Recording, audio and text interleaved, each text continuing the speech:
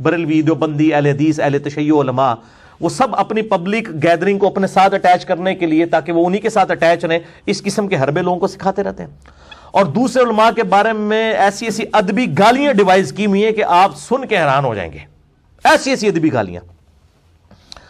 میں 10 گالیاں آپ کو بتاتا ہوں جو وہ عموماً دیتے ہیں، ادبی گالیاں۔ نمبر 1 بد مذہب ہے یہ مخالفین کے لیے، نمبر 2 بد عقیدہ، نمبر 3 وہابی، نمبر 4 بدعتی، نمبر 5 مشرک، نمبر 6 گستاخ، نمبر 7 نجدی، نمبر 8 خارجی، نمبر 9 شیطان، اور نمبر 10 بد عقیدہ اور غیر مقلد گمراہ۔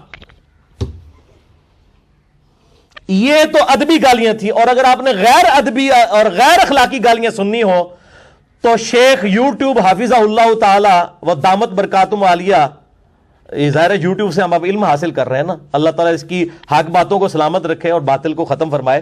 آپ اس کے اوپر جا کے ذرا علماء کی جو اگر آپ نے ننگی گالیاں سننی ہے نا تو کوئی بازاری لوگ بھی اتنی موٹی اور بھاری گالیاں ان کے دماغ میں بھی نہیں کبھی آئی ہوئی جو وہ نکالتے ہیں، تو وہ میں نکالنا نہیں چاہتا، وہ آپ خود جا کے دیکھ لیں کتنی کتنی موٹی گالیاں نکالتے ہیں، تو وہ اس سے دیکھا جا سکتا ہے۔ اور بعض علماء تو کہتے ہیں جناب یہ انجینئر صاحب جو باتیں کرتے ہیں اس سے تو سارے بزرگ ہی ختم ہو جائیں گے۔ بزرگ نہیں ختم ہو گے انشاءاللہ، امام بخاری، امام مسلم زندہ ہیں، ان کو بزرگی منوانے کے لیے کسی کی ضرورت نہیں ہے۔ ہاں آپ کے فرقوں کے آپ کے بنائے ہوئے بزرگ ختم ہو جائیں ان کی آپ ٹینشن لیں، اسلام کے بزرگ ماشاءاللہ زندہ ہیں، ان کی سارے عزت کرتے ہیں، کتابیں انہی کی تو سامنے رکھی ہوئی ہیں ہم نے، ان کو کوئی خطرہ نہیں ہے، ان کی بزرگی کو کوئی خطرہ نہیں ہے الحمدللہ۔ اور دوسری طرف ان کا حال یہ ہے کہ میں ان کو اکثر کہتا ہوں کہ 99 قتل تو تم لوگوں نے بھی کیے ہوئے ہیں، اپنے علاوہ سارے فرقوں کو غلط کہتے ہو نا، میں نے ایک مار کے سینچری کر لی تو مجھے کہتے ہیں سارے بزرگوں کہتا ہے۔ کیا کسی بریلوی سے ہی پوچھیں کہ جی طارق جمیل صاحب کے بارے میں، الیاس گھمن صاحب کے بارے میں کیا خیال ہے، کہ گمراہ ہے، ان کو نہیں نظر آئے گا یہ علماء دین ہے۔ دیوبندی سے پوچھیں کہ جی ذرا بتائیں ڈاکٹر طارق قادری صاحب، الیاس قادری صاحب، کہیں گمراہ ہے، چاہے وہ جاہل بھی ہوگا ان کو گمراہ کہہ رہا ہوگا، ٹھیک ہے۔ اہل حدیث سے ان کے بارے میں پوچھیں، ان سے اہل حدیثوں کے بارے میں تو آپ دیکھ لیں، شیعہ کے بارے میں پوچھیں، شیعہ سے ان کے بارے میں، وہ خود زبان کھول کے ایک دوسرے کے بارے میں یہ باتیں کر دیں گے، اس وقت نہیں ان کو خیال آئے گا کہ علماء کی عزت کیا ہے۔ تو یہ صرف درس دیتے ہیں لیکن خود ان کے اخلاقیات جو ہے نا وہ آپ نے سن لیا کہ یہ، اور میری حالت تو یہ ہے میں سب سے اختلاف کر کے سب کو مسلمان سمجھتا ہوں، ان کے پیچھے نمازیں پڑھتا ہوں، یہ سب سے اختلاف کر کے ان کو اسلام سے بھی باہر نکال دیتے ہیں اور دوست کی اور گمراہ ڈکلیئر کرتے ہیں۔ میں الحمدللہ اہل سنت کا ایک آف شوٹ قادیانیت جو انڈیا پاکستان بنگلہ دیش میں پایا جاتا ہے، اور دوسرا اہل تشیع کا آف شوٹ نصیریہ جو شام میں پایا جاتا ہے، جو مولا علی علیہ السلام کے لیے الوہیت کلیم کرتے ہیں۔ میں ان 2 فرقوں کے علاوہ کسی کی تکفیر نہیں کرتا، تمام کو مسلمان سمجھتا ہوں الحمدللہ۔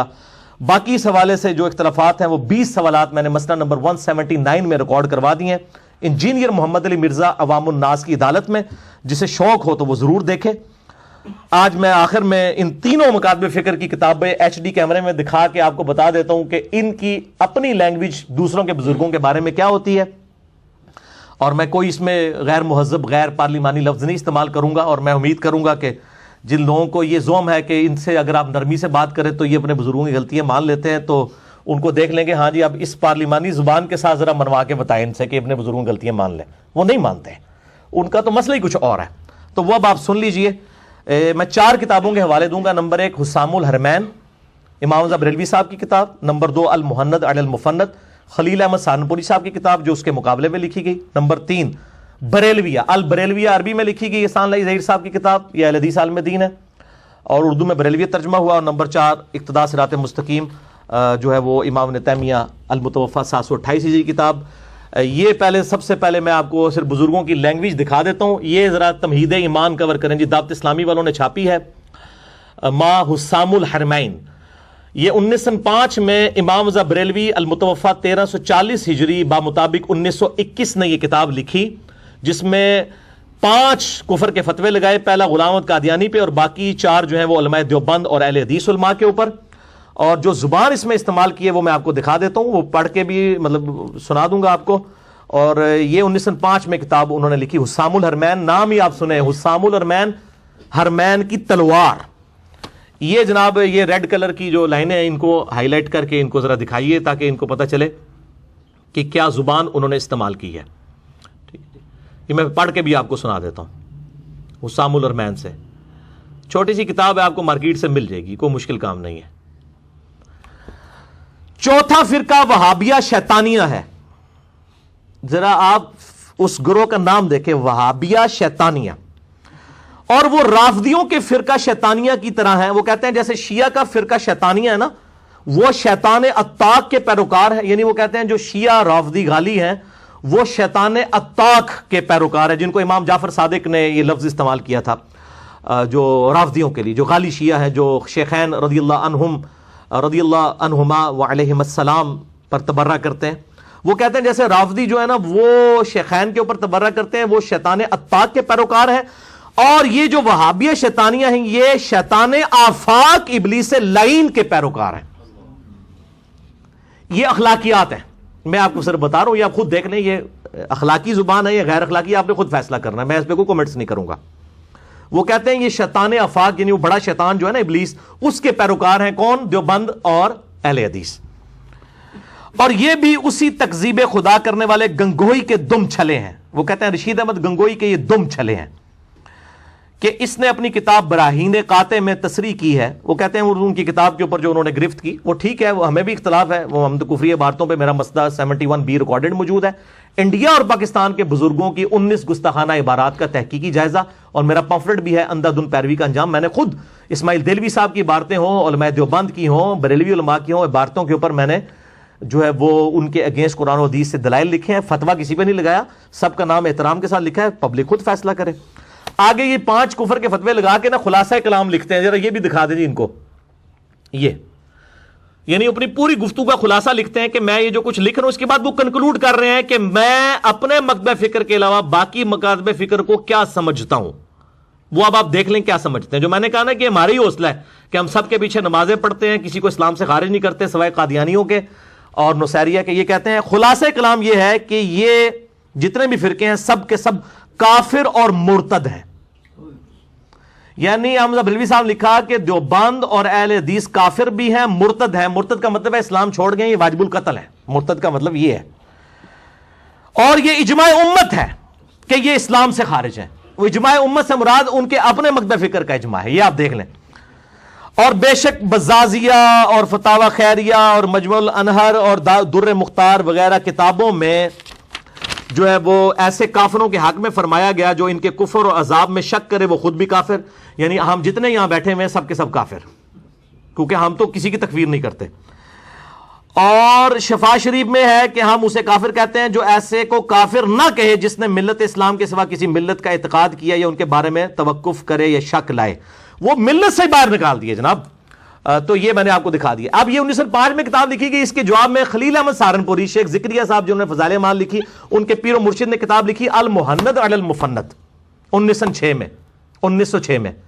وہ تھا ہند کی وہ ہرمین کی تلوار, یہ ہے ہند کی تلوار علی المفند, سٹھیائے ہوئے بابے کے سر پہ.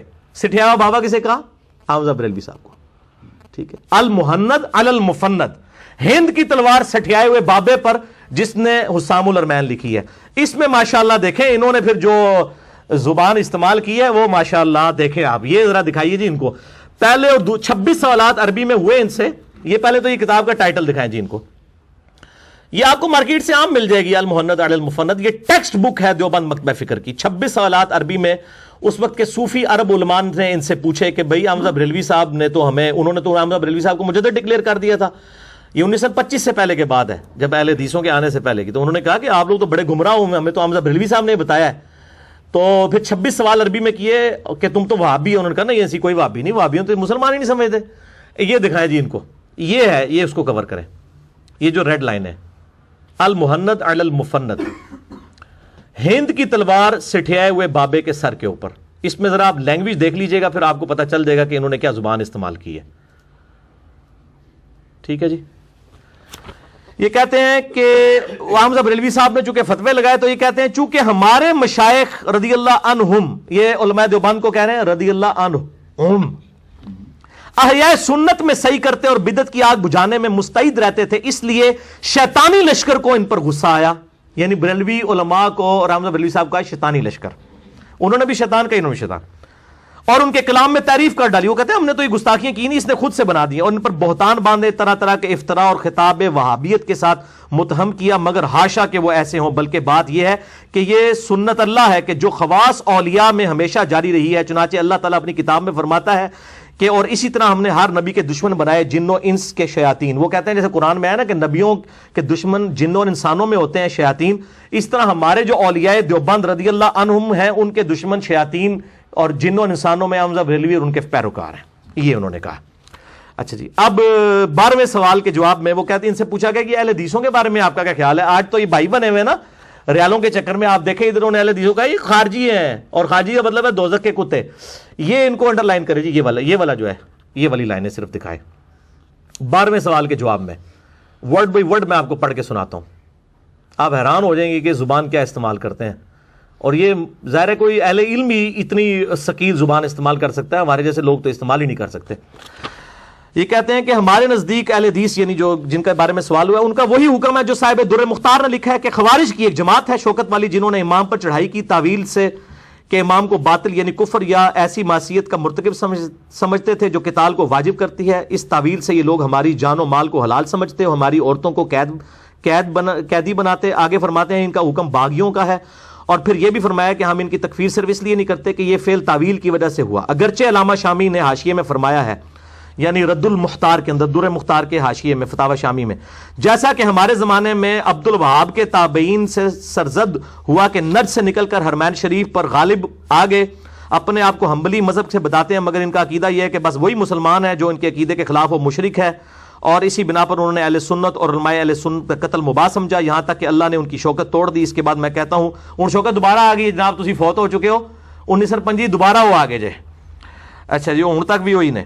اور اس کا تابع کوئی شخص بھی ہمارے کسی سلسلہ مشائخ میں نہیں, نہ تفسیر و فقہ حدیث کے علمی سلسلہ میں, نہ تصوف میں. وہ کہتے ہیں ہم کسی وہابی کو اپنے کوئی بزرگ نہیں مانتے ہیں. یہ انہوں نے کہا. اب احسان اللہ ظہیر صاحب, یہ تو دیوبند کی تھی, یہ جناب احسان اللہ ظہیر صاحب جو ہیں یہ انہوں نے البریلویہ کتاب لکھی, اہل حدیث کے بہت بڑے عالم دین, فوت ہو چکے ہیں, اور یہ اردو میں اس کا ترجمہ ہوا 1988 کے اندر. یہ البریلویہ کتاب, اس کے اندر تو خیر اس کے اوپر تو 1 گھنٹہ لادہ سے بولا جا سکتا ہے. جو زبان انہوں نے استعمال کیا مطلب بریلوی صاحب کے بارے میں, صرف میں آپ کو ذاتیات والی بات بتاتا ہوں کہ یہ اب ان دونوں پیجز کو اکٹھے ہی آپ کور کر دیں تاکہ ٹائم بچ جائے, کہ انہوں نے کس طرح ذاتی حملے کی ہیں, یعنی علمی دلائل کو بالے طاق رکھتے ہوئے بالکل ذاتیات کے اوپر بات کی ہے. یہ تو آپ خود پڑھ کے بھی دیکھ سکتے ہیں, اس کا آپ مقدمہ ہی پڑھ دیں تو آپ کو پوری انٹینسٹی فیل ہو جائے گی. جی ٹھیک ہے جی. یہ لکھتے ہیں کہ جناب احمد رضا بریلوی کا رنگ نہایت سیاہ تھا, ان کے مخالفین انہیں اکثر چہرے کی سیاہی کا تانا دیا کرتے تھے. یہ دیکھ لیں, یہ اسی طریقے سے ہے کہ آپ کوئی یعنی حضرت بلال حبشی رضی اللہ تعالیٰ عنہ کے بارے میں یہ لکھنا شروع کر دیں. ان کے خلاف لکھی جانے والی یہ کتاب کا نام ہی التین اللازب علی الاسود الکاذب. وہ کہتے ہیں ان کے خلاف ایک کتاب لکھی گئی ہے کہ چپکی ہوئی مٹی کالے چہرے والے کے منہ پر. وہ کہتے ہیں یہ چیز بتا رہی ہے کہ احمد بریلوی صاحب کتنے کالے تھے, اور انہوں نے اپنا چہرہ خود بنایا سی, اللہ نے بنایا سی. پھر لکھتے ہیں کہ جناب احمد رضا نحیف و نزار تھے, درد گردہ اور دوسری کمزور کر دینے والی بیماریوں میں مبتلا تھے, کمر کی درد کا شکار رہتے تھے. اس طرح یہ علمی باتیں ہو رہی ہیں جناب, علمی باتیں. اسی طرح سر درد اور بخار کی شکایت بھی عموماً رہتی تھی.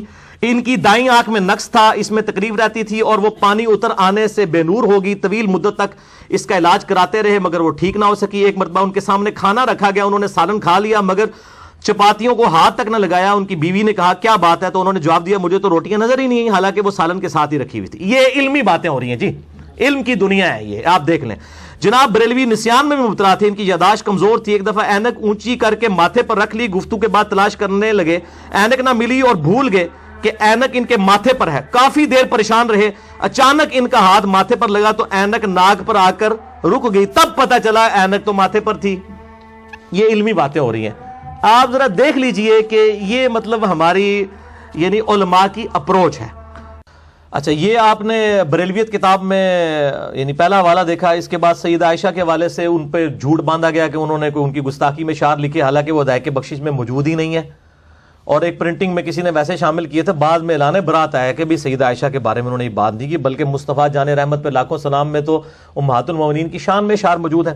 اس کے بعد یہ ذرا دیکھیں, یہ والا پیج صرف کور کریں جی, یہ والا بالکل سراسر جھوٹ لکھا اور یہ کہا کہ امام رضا بریلوی صاحب جو ہیں یہ چھپے ہوئے رافضی تھے. آپ تمہید ایمان میں اور جو کتاب حسام الارمین میں پڑھ چکے کہ انہوں نے تو اہل حدیث دیوبند کو یہ تانا دیا ہے کہ تم لوگ رافضی ہو. وہ رافضی ہونے کو خود کہاں صحیح سمجھتے تھے؟ احکام شریعت میں امام رضا بریلوی صاحب سے پوچھا گیا کہ نبی علیہ السلام کے بعد امت میں سب سے افضل کون ہے؟ تو انہوں نے کہا سیدنا ابوبکر صدیق رضی اللہ تعالیٰ عنہ. بلکہ میں اب اس ٹاپک پہ نہیں جانا چاہتا کہ کئی معاملات میں انہوں نے تو امیر شام حضرت معاویہ ابن ابی سفیان رضی اللہ تعالیٰ عنہ کا بھی ضرورت سے زیادہ دفاع کیا ہے امام رضا بریلوی صاحب نے. تو یہ کون سا رافضی ہے جو حضرت امیر معاویہ کا دفاع کرتا ہے اور ضرورت سے زیادہ؟ اور اس میں جھوٹی روایتوں کا بھی سہارا لیا گیا. پھر ان کے آگے جو پوتا شاگرد تھے مفتی احمد جہاں نعیمی صاحب، انہوں نے تو پھر پوری کتاب بھی لکھ دی. تو جھوٹا الزام ہے. یہ لکھتے ہیں کہ امام بریلوی صاحب نے مسلمانوں میں شیعہ مذہب سے ماخوذ عقائد کی نشر و اشاعت میں بھرپور کردار ادا کیا. کوئی ظاہری شیعہ اپنے اس مقصد میں اتنا کامیاب نہ ہوا جتنا کامیابی امام بریلوی صاحب کو ملی. اس سلسلہ میں تقیہ کے لبادے میں حاصل ہوئی. انہوں نے اپنے تشیع پر پردہ ڈالنے کے لیے چند ایسے رسالے بھی تحریر کیے جن میں بظاہر شیعہ مذہب کی مخالفت اور اہل سنت کی تائید پائی جاتی ہے. شیعہ تقیہ کا یہی مفہوم ہے جس کا تقاضا انہوں نے کما حقہ ادا کیا. استغفر اللہ توب الیہ. انہوں نے رد الرافضہ جو کتاب لکھی ہے اس میں اہل تشیع کے اوپر کفر کے فتوے لگائے ہوئے ہیں. خلاف نہیں لکھی، کفر کے فتوے لگائے ہوئے ہیں. اتنا وہ غلو کرنے والے تھے شیعہ کے مسئلے میں، اور انہوں نے پکڑے ان کو کھاتے میں ڈال دیا. یعنی اسی وجہ سے تو پھر یہ مناظرے آلتے ہیں نا. شوکت سیالوی صاحب کا 2004 میں مناظرہ ہوا طالب الرحمان شاہ صاحب کے ساتھ. وہ تو ایک حالیہ مناظرہ ہے نا 2009-10 کے اندر جو مفتی حنیف قریشی صاحب کے ساتھ ہوا. اس میں تو جو کچھ ہوا ان کے ساتھ ہوا. اس سے بھی 5-6 سال پہلے 2004 میں شوکت سیالوی صاحب جو سعید اسد صاحب کے شاگرد ہیں، انہوں نے طالب الرحمان شاہ صاحب کو بالکل کلین بولڈ کیا مناظرے کے اندر. انہوں نے یہ شعر احمد بریلوی صاحب کے کھاتے میں ڈال دیا اور بریلوی علماء کے کھاتے میں. وہ آپ نے اکثر سنا ہوگا، اور ڈاکٹر اسرار صاحب نے بھی غلطی سے یہ شعر بیان کر دیا. میں نے ان کو کہا کہ آپ نے غلط بیان کیا. وہ کہتے ہیں یار میں نے تو بس وہ اہل حدیثوں سے سن کے بیان کر دیا تھا. یہ جھوٹ لکھا ہے اس کتاب میں. بریلویہ کتاب ہی کئی جھوٹوں پر مشتمل ہے. یہ آپ ذرا دیکھیں، ذرا ان کو جھوٹ دکھائیں. انہوں نے شعر، یعنی یہ کفریہ شعر احمد بریلوی صاحب اور ان کے فالوورز کی طرف منسوب کیا انہوں نے. اور اس کی وجہ سے شوکت سیالوی صاحب سے طالب الرحمان شاہ صاحب کو مناظرے میں 40 منٹ تک انہوں نے کہا شاہ صاحب میں مناظرہ چھوڑ دیں گا، تسی یہ شعر ساڑی کتاب تو کٹ کے دسو، یہ تو کفری شعر ہے، ہم تو مانتے ہی نہیں اس کو. وہی جو مستوی عرش تھا خدا ہو کر اتر پڑا مدینے میں مصطفیٰ ہو کر، ولیعوذ باللہ تعالی. یہ اکثر اہل حدیث کوٹ کر رہے ہوتے ہیں، توصیف راہدی صاحب بھی، باقی علماء بھی. یہ شعر کسی کتاب کے اندر موجود ہی نہیں ہے احمد بریلوی صاحب کی، نہ ان کے کسی اتھینٹک عالم دین کی. پھر تذکرۃ الغوثیہ سے اشعار پیش کیے. انہوں نے کہا کہ حمزہ بریلوی صاحب تو فتاوی رضویہ میں لکھ گئے ہیں کہ تذکرۃ الغوثیہ کتاب شرک کا پلندہ ہے، اس کی خرید و فروخت حرام ہے، اسے گھر میں رکھنا حرام ہے، اور آپ اس کتاب کی کفریات حمزہ بریلوی صاحب کے کھاتے میں ڈال رہے ہیں. لیکن جب بندہ مطلب ایک اتر آئے مخالفت میں تو اس کا کوئی علاج نہیں ہے. اور یہ نہ سمجھیے گا کہ یہ مطلب اب ان سے میں پوچھتا ہوں کہ یہی فتوے کیا امام ابن تیمیہ المتوفی 728 ہجری پہ لگائیں گے، جن کی یہ کتاب اقتداء صراط مستقیم دارالاسلام سے چھپی ہوئی؟ ٹھیک ہے، ان کو بھی بدعتی اور دوسکی اور یہ سارا کچھ کہیں گے. میں اکثر ان کے حوالے دیتا ہوں، آج بھی میں دکھا دیتا ہوں، آپ دیکھ لیں کہ ان کے عقائد کیا اہل حدیث والے عقائد ہیں. تو کیا اس پہ وہ اجتہادی غلطی کہہ کے چپ کر جائیں گے، یا ان کے اوپر خارجی اور نجدی اور بد مذہب اور بد عقیدہ ہونے کا فتویٰ لگائیں گے؟ یہ دیکھیں انہوں نے میلاد والے چیپٹر کے اندر لکھا، یہ ذرا کور کریں جی ریڈ لائنوں میں، اقتداء صراط مستقیم میں.